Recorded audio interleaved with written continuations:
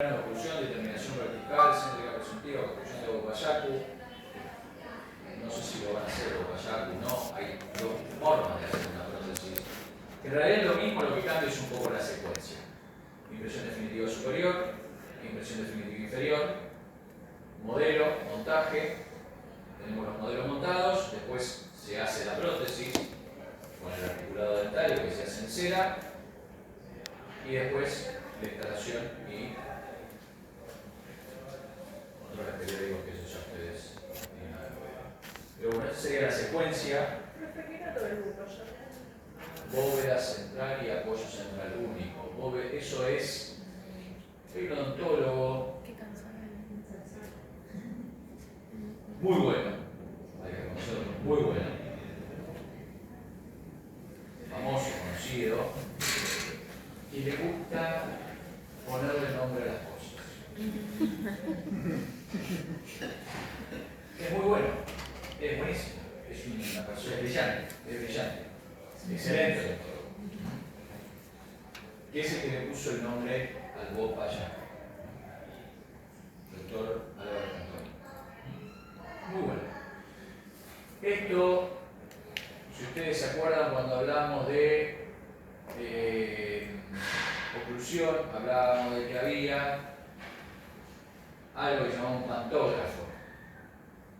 Ese pantógrafo tiene una púa interna que se llama clutch, que tiene una bóveda y un apoyo que es para hacer una inclusión. Lo que hizo es decir, dijo, esto me puede servir para completa, porque en completa la técnica que usamos es la técnica de Phillips, en la cual tenemos una platina y una coinstrictora. En realidad, en vez de tener una platina, tiene una bóveda, no tiene el clutch, unió esas cosas y diseñó esta técnica del Bobayaku, le puso nombre, y si ustedes compran el dispositivo original dice HAC, Héctor Álvarez Cantón. Como ahora sacó un sistema de multi-unit para implantes, el sistema HAC, que en realidad, eso sí, es una copia burda de un sistema de Nobel, que lo que pasa es que Nobel no llega a Argentina. Pero bueno, más allá de esto es anecdótico, es muy bueno, pero le gusta poner el nombre a las cosas. Bueno, ¿cuál es el objetivo de la impresión? Obtener modelos primarios de trabajo y de estudio. ¿Cómo vamos a tomar una impresión? Bueno, esto va a depender de un diagnóstico clínico y no va a depender de ustedes. A ustedes les va a llegar la impresión o el modelo, dependiendo de la cercanía con el laboratorio, con el consultorio. Supuestamente, ven que hay materiales elásticos, rígidos, con cubeta lisa y con cubeta perforada. Materiales rígidos, le diría que hoy por hoy ya no se usan. Cuando hablamos de materiales rígidos para completa, hablamos de compuestos de modelar. Generalmente lo que se usan son materiales elásticos, que esto ya lo conocen, ustedes ya vieron materiales, el alginato, los hidrocloráridos irreversibles, los elastómeros, llámese silicona, de adición o de condensación. Las cubetas, sí, esto es importante cuando uno hace una completa, que la cubeta sea rígida. Puede ser lisa o perforada, pero tiene que ser rígida, porque si la cubeta no es rígida y se deforma la impresión. Y si se deforma la impresión, vieron que hablamos de todo lo que teníamos que tener en cuenta de tener un prototipo. Si deforma una impresión, después no calza. Siempre la cubeta tiene que ser rígida.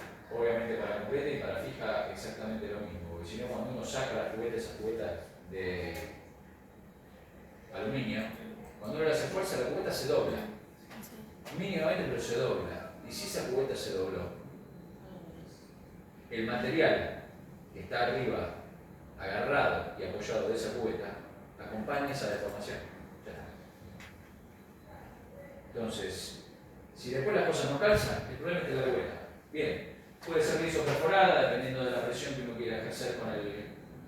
Y después tiene que tener otras prácticas, un mango más. Los flancos sí son bajos, porque no hay dientes aquí. Permite la protección del material con impresión, que en este caso son las perforaciones. Si son lisas, tiene como un rulo, por eso llaman ring lock, ¿no? Por el sistema tiene como un alambrecito ahí soldado que le da retención. Esto es clínicamente cómo vamos a medir, posicionamos desde el sector posterior. Uno lo que va a hacer en el maxilar superior va a meter la cubeta y va a ver que llegue a distal de las tuberosidades, es decir, que apoye en surcomular, en el alto surcomular, y la levanta y va a medir que queden 5 milímetros en toda la periferia. Fíjense, esto es una cubeta de plomo. Estas son las cubetas que se utilizaban para tomar impresiones con compuestos dermodelares. Es una antigüedad eso. Y aquí sí la cubeta no es rígida. Porque la cubeta de plomo tenía la característica que uno podía moverla y adaptarla al paciente, pero después tomaban la impresión con compuesto dermodelar. El compuesto dermodelar es rígido. Entonces, si después la cubeta se deformaba, uno se daba cuenta, porque la impresión salía partida. Obviamente que el compuesto dermodelar adolece de un montón de distorsiones, que no es un material que hoy utilice uno como de elección. Bien. A ver, ¿qué dice acá? Depende del caso clínico, mucosas muy depresibles, impresiones funcionales, mayor presión sobre los tejidos, elastómero más cubeta, mucosas de mediana complejidad, elastómero más cubeta perforada y hidrocoroide de cubeta, mucosas no depresibles, impresiones anatómicas de menor presión sobre los tejidos y hidrocoroide más cubeta perforada. Bien, esto sí, igual siempre hay variantes. Siempre hay variantes. Porque si la mucosa es depresible, muy depresible, en el caso de que ya llega a ser una bandereta fibrosa, hay veces que uno tiene un reborde y es todo fibra, no hay nada, es una bandereta fibrosa y uno utiliza esto, ustedes piensan que es una herradura, la presión del material es mayor adentro de la bóveda que afuera, porque afuera tiene por dónde salir y adentro no tanto. Entonces esa bandereta fibrosa se deforma y se agranda. Entonces el modelo nada tiene que ver. Si es extremadamente, que ya es una bandereta fibrosa, uno tiene que ir a esto para tomar una impresión sin presión para conservar la macroanatomía, digamos, de esto. ¿Esto por qué hace esta salvedad? Porque uno lo que quiere, en realidad, la prótesis va a tomar soporte en la parte ósea. Entonces uno lo que quiere hacer es comprimir lo que más pueda de esa mucosa para lograr copiar el terreno anatómico óseo para que esta prótesis quede bien apoyada, porque si no, uno no deprime la mucosa y después la prótesis queda como arriba de un colchón.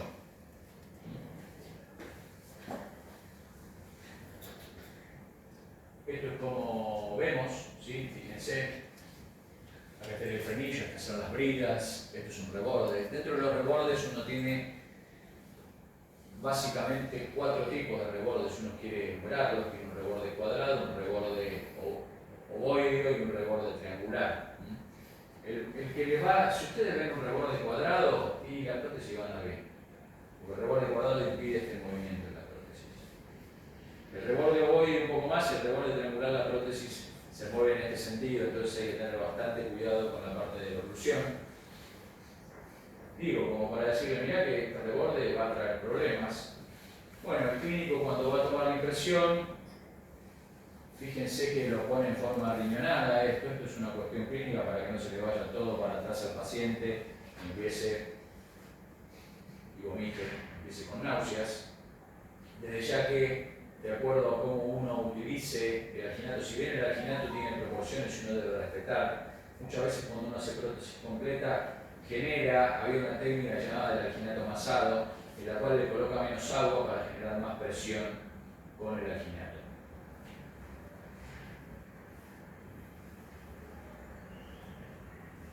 Es una impresión con alginato, esta es una impresión con silicona. La técnica es la misma, fíjense acá cómo se marcan las vidas. ¿Lo ven? Esto lo van a ver en el modelo y son zonas que uno debe. Generalmente la impresión primaria es una impresión sobreextendida. Es sobreextendida.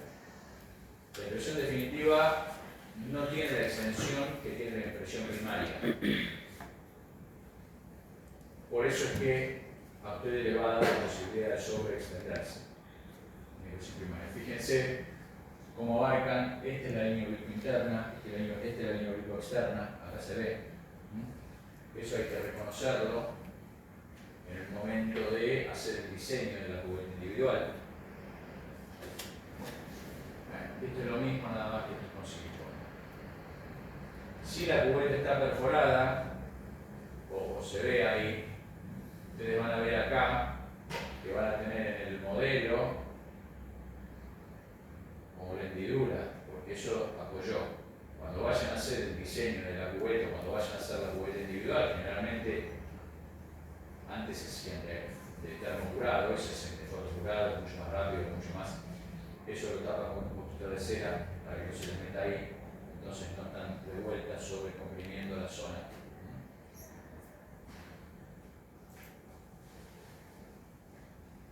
Bueno, esto es parte clínica, luego es el examen extrabucal e intrabucal, como uno debería ver el paciente sin prótesis, con prótesis, para ver cuánto flanco va a necesitar, cuánto flanco. Y el examen intrabucal es ver el reborde, la decisión de vidas y frenillos y poder catalogar a este caso como más favorable o menos favorable.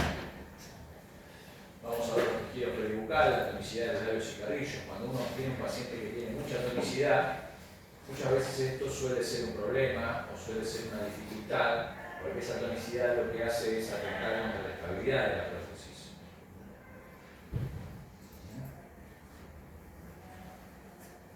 Intrabucal lo que vamos a ver es la forma del reborde, la cantidad y calidad del tejido residual, la depresibilidad de la mucosa. La forma del reborde es lo que les hablaba, estas tres formas en cuanto a la estabilidad de la prótesis. La cantidad de reborde, eso también va a influenciar directamente en cuánto se va a sostener esa prótesis o cuánto dolor de cabeza nos va a dar esa prótesis. La depresibilidad de la mucosa, que eso nos va a condicionar un poco cómo vamos a tomar la impresión, la inserción de vidas y frenillos, que son zonas que dijimos que teníamos que aliviar. Las tuberosidades, muchas veces las tuberosidades son muy retentivas, a veces son un problema para poder lograr una buena impresión y que no se rompa o que salga la impresión de la boca. La zona limitante posterior, que la zona limitante posterior, lo pasamos de vuelta, es la unión de los dos surcos angulares. Y cuánto se deprime, eso es para poder ver cuánto desgaste vamos a poder hacer en el modelo, si el paladar es ostival o no es, y si tenemos ortonódulos palatinos para saber cuánta alivio le vamos a tener que hacer. O sea, esto es repasar o volver a ver lo que ya vimos. Mira, estos son los 4 rebordes, los 3 rebordes que hay. De todos, este es el más favorable, el reborde cuadrado. Es un reborde que hace que la prótesis no genere esta movilidad.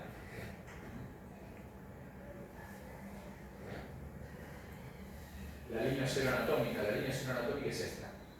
Es donde acá se ve perfecto. Esta es línea cero anatómica. Donde el tejido insertado cambia a tejido móvil. Cuando uno toma una impresión primaria, la impresión primaria copia hasta acá. Ahora, si uno quiere llegar hasta acá, y seguramente eso se clave y lastime. Entonces después van a ver que ustedes hacen un diseño y después ese diseño, después el clínico, con algo que es el recorte muscular, lleva esta línea cero anatómica a lo que se llama línea cero funcional, que es hasta donde va a llegar la prótesis. Clínicamente, el odontólogo va a tocar la mucosa y va a ver la depresibilidad. Muchas veces esta depresibilidad no se mira solo con el dedo, sino se hace con el manguito del espejo, porque a veces no sabes si lo que se deprime es la punta del dedo o el reborde. Entonces con el espejito uno tiene un poco más de noción. Inclusive si uno no encuentra dónde termina ese maxilar, con el espejo mismo uno toca acá y es como que logra sentir, sin lastimar al paciente obviamente, dónde termina y poder darse la idea de dónde uno tiene que hacer el diseño. Bueno, cuando uno ve las inserciones de bridas y frenillos, cuanto más altas, es decir, cuanto más llegan a la punta del reborde, es un factor más desfavorable, porque cada vez ese flanco de la prótesis tiene que ser más corto y tiene que estar más aliviado, y esto hace que pueda perderse un poco de retención de la prótesis, que es con lo que siempre vamos a estar luchando contra la retención. Y bueno, llegado el momento de que todo el caso sea muy desfavorable, esto ya depende del clínico, uno le va a tener que decir al paciente, mire, igual va a tener que seguir usando adhesivo, porque si no la prótesis se le va a caer. Esto la verdad que son casos bastante favorables. Las tuberosidades del maxilar, las tuberosidades a veces, pacientes que han perdido piezas inferiores, que tenían las superiores se extruyen muchas veces acompañando la tuberosidad, y a veces las tuberosidades toman tanto volumen que muchas veces, si uno quiere hacer las cosas de manera óptima, tiene que cortar la tuberosidad, porque si no te queda el plano caído o no podés colocarle molares directamente a la prótesis. El paciente termina ocluyendo contra la prótesis directamente. ¿Qué consistencia tiene? O sea, eso es blandito, la tuberosidad es blandita, por lo general. A ver, no es blandita que uno la mueve así. Sí, no es como el carrillo. No, pero si uno toca, sí. Hay variedades. Esta tuberosidad es más blanda que esta tuberosidad, seguro. Pero no es que es algo recontra blando. Es, ¿cómo decir? Pero, ¿qué sería una extensión del hueso o sería una extensión de la encía? Como para se puede recortar. Se puede recortar si el hueso se sencilla, cualquiera de las dos se puede recortar. Se puede recortar. Generalmente se acompaña con el hueso.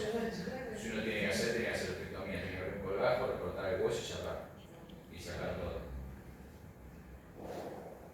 Generalmente son pocos los casos, pero bueno, a veces pasa que hay unas tuberosidades zona limitante posterior. Generalmente lo que va a hacer es una línea recta que une surcos angulares y del otro lado.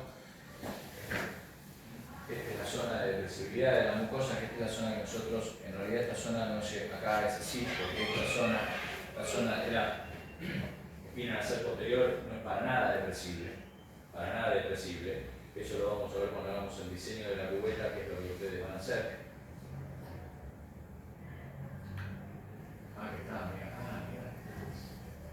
Hicieron como una superposición de la parte ósea. Ustedes van a ver esto.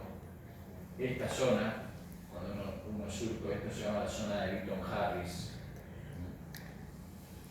La zona de Lytton-Harris, donde vamos a tener zonas poco depresibles, muy depresibles, nada depresibles. Entonces uno va a hacer un desgaste de menos, más, menos. Como si fuese, ¿vieron una cuchara? ¿Recuerdan el medio de la cuchara? La mitad de una cuchara. Donde van a venir, empiezan de acá y acá hay un escalón. O sea, queda el velo del paladar y hacen este desgaste. Lo van a ver ahora cuando lo vean en el modelo.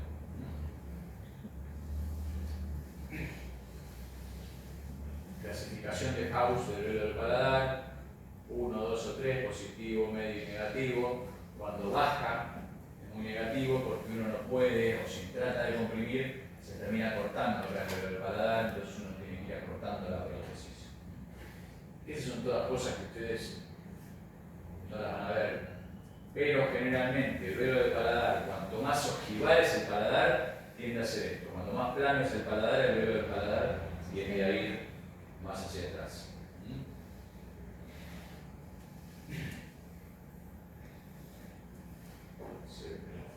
¿Se ve bien? No se ven, no quizás se ve bien de lejos, porque de cerca se ve pésimo. Bien, acá hay un torus. Esta zona de torus, a veces la prótesis termina basculando ahí, por eso hay que hacer algún alivio. maxilar inferior es todo lo mismo. Forma de reborde, cantidad de calidad, de flexibilidad de la mucosa, insertabilidad de frenillo, zona limitante posterior, cristal de la patilla piriforme, inserción del ligamento interespinoso, ligamento trigomaxilar, línea oblicuo externa, línea oblicuo externa y el repliegue del buccinador. El repliegue del buccinador ya vamos a ver cómo uno lo va a tener que identificar y va a tener que ver más con el diseño de la parte externa, que eso es algo que, salvo tipos muy entendidos, no le dan pelota los laboratorios al diseño de la parte externa de la prótesis. Y gran parte del éxito de la prótesis inferior está en el diseño de la parte externa, es decir, de cómo llega desde el diente hasta el límite, cómo se diseña esa prótesis para que no se salga. Eso es un secreto que no lo voy a llevar a la tumba, no se puede. Después tenemos las apófisis Hennig que están acá. Eso va a depender de cuánto se haya reabsorbido. Y el repliegue del espacio sublingual, que son las zonas que nos van a dar retención. La retención en la prótesis inferior tiene que ver con esto y tiene que ver con esto. Esto va a tener que ver, va a estar directamente relacionado con cómo se tomó la impresión y esto es cómo se hizo el recorte muscular y cómo se hace el diseño externo de esto, porque es cómo se apoya en la prótesis. Las tres formas de reborde, ovoide, triangular y cuadrado. El cuadrado es el que nos va a dar mejor función.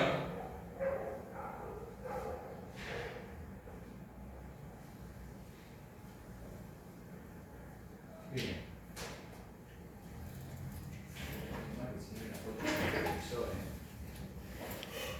Bueno, y acá se evalúa, fíjense que los rebordes, esto, nada, es una telita. ¿Cómo va? No voy a aprender. ¿Eh? No voy a aprender la máquina. Bueno, hace mucho ruido, ¿no? Sí, sí, sí. Bueno, yo termino en una hora, terminaré. Zonas de retención protética. Zona de retención protética, repliegue sublingual. Repliegue sublingual es esto. Acá están las carúnculas, que son donde están las glándulas submaxilares, sublinguales, perdón, y este es el repliegue. ¿De qué va a depender la retención? Bueno, esto es clínicamente. Si uno le dice al paciente, y me dice, a ver, abra la boca, y ven que el paciente retrae la lengua, ya el paciente le dice, mire que la prótesis de abajo no se le va a retener, porque no se lo retiene.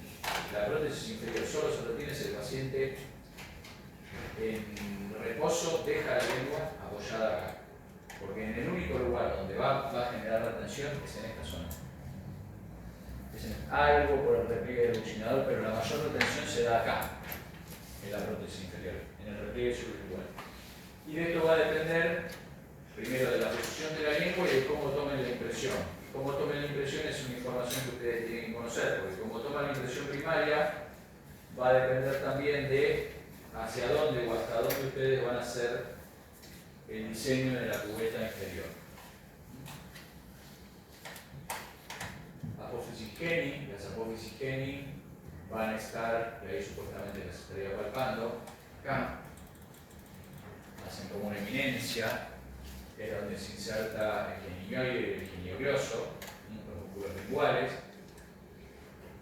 que en realidad se ven cuando el maxilar está muy atrófico. Si el maxilar no está extremadamente atrófico, es algo que no se ve, uno ve la inserción del frenillo lingual nomás.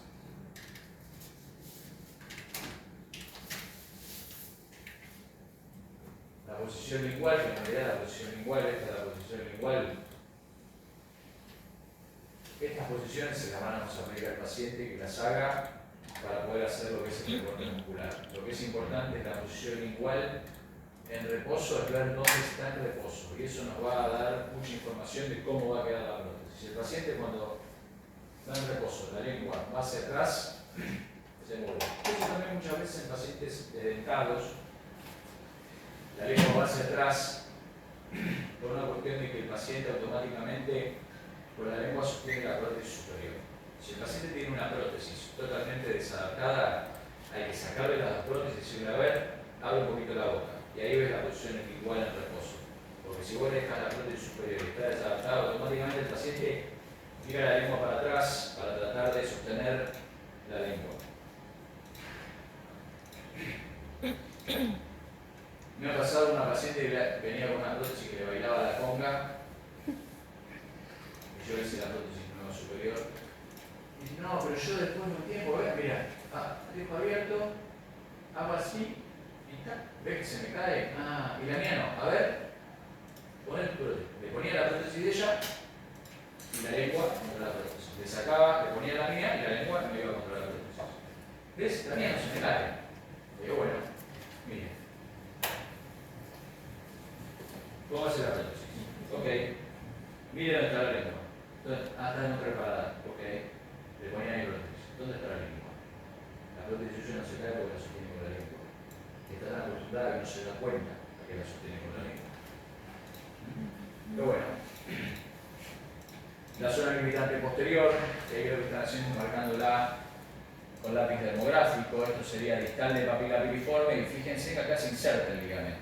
Si el ligamento cuando se tensa mueve la papila, esto lo van a tener que correr más acá. Eso es algo clínico que ustedes no van a poder ver. Se marca cuando se hace el recorte muscular. En la impresión primaria ahí mucho no se marca. Y si la tomó con un material pesado, generalmente uno en un maxilar atrófico, en el maxilar inferior, debería tomarlo con silicona o con un alginato amasado, no con un alginato normal. Lo que pasa es que, bueno, y por eso decía, depende del material, depende de la cercanía del consultorio a el laboratorio, si a ustedes les va a llegar la impresión o no. Porque si tomaron una impresión con alginato, y en los primeros 15 a 30 minutos tiene que estar hecho el alginato de situación. Si no se hizo, el alginato se deformó. Entonces ustedes van a recibir directamente el modelo. Inserción del ligamento pterigomaxilar y el músculo palatobroso. Esto es el repliegue del buccinador, esta es la inserción y esto es el músculo palatobroso. Esta es la papila piriforme. Este repliegue del buccinador, después cuando hagamos el diseño van a ver cómo se tiene que abrir, que se abre un ángulo, como viene subiendo el diseño y se abre un ángulo tuyo hacia adelante y adentro para llegar hasta esta de papila piriforme. Bueno, eso sería la línea externa, la línea interna, que ustedes la van a reconocer en los modelos, y es hasta donde va a llegar. Generalmente, en prótesis completa,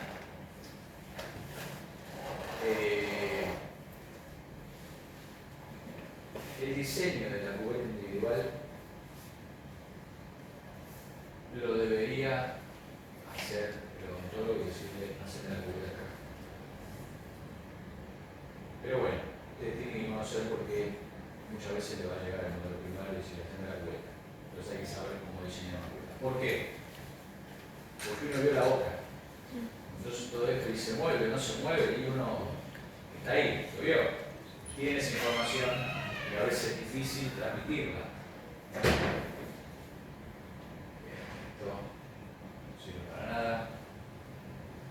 Bueno, evaluación pronóstico maxilar superior es ver todo esto y en base a eso decir este caso es favorable, este caso no es favorable.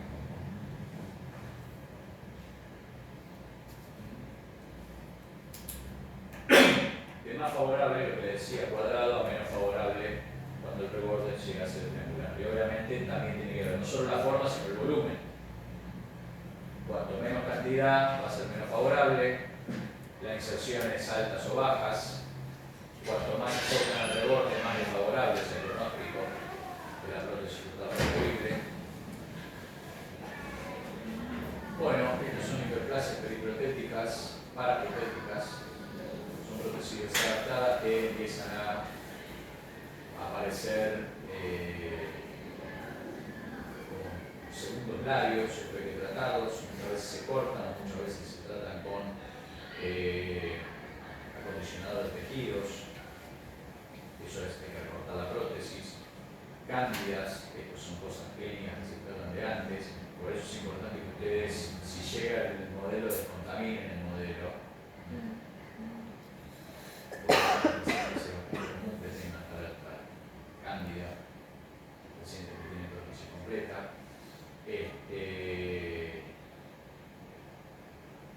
Esto se trata de acondicionadores de tejidos. Hay una técnica de completa, que es la técnica bucodinámica. Es una técnica que en su momento la llevó, digamos, adelante Bubi Biedemari, no sé si lo conociste, al Bubi Biedemari. De Mari sí. De Mari. Bueno, Bubi le decían, yo lo conocí como Bubi. Sí. Estábamos ahí en la OA con la técnica bucodinámica, que lo que hacía es trabajar las prótesis antiguas, con la misma prótesis de acondicionador del tejido, ir generando esa impresión, entre comillas, primaria, dinámicamente en la boca, y de ahí partía con un modelo y llegaba a las prótesis. Sí, hay odontólogos que todavía lo siguen haciendo. Es un material de 3M. Sí, Es una no es condición. de 3M, de CG, Sí. Fuji, Sí, sí. Code Comfort. Sí, sí. Code Comfort, iban planchando la mucosa, se hacían islas. Yo estuve 2 años ahí enseñando técnica bucodinámica. Tiene buenos resultados. Tiene buenos resultados, pero Carísimo. no es clarísimo. A ver, Es tiempo. estás con el paciente un montón de tiempo, tenés que hacer laboratorio. Y que el laboratorio lo sepa hacer. Vos terminaste con la prótesis y la impresión es la prótesis del paciente. Entonces vos tenés que hacer el modelo Con encajonado. con encajonado, ese mismo modelo, vos ya tenés la prótesis, entonces tenés que tener la prótesis. Es medio como la técnica de la Hay que bombilla. poner mufla también. Sacar el acondicionador y hacer el rellenado. Claro, si la Claro. rebasás, tenés Claro. que hacer el rebasado. Y si no, haces una prótesis nueva Claro. sobre ese modelo. Copiar. Pero tenés que saber hacer el modelo. Hay algunos que con copian la con prótesis. precisión. Se copia. Claro. Bien. Y ahora seguimos con la parte del diseño.